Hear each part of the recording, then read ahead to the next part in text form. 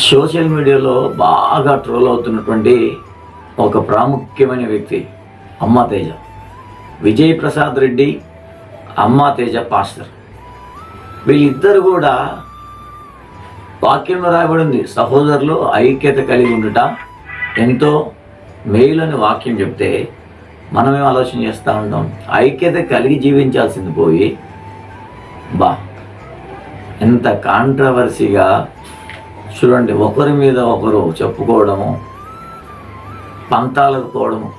సమాజానికి సేవకులమైన మనమే మొట్టమొదటిగా ఇదే మనం నేర్పించాల్సింది. ఆలోచించండి.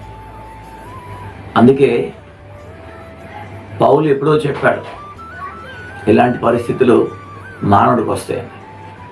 కానీ మనం ఆలోచిద్దాం.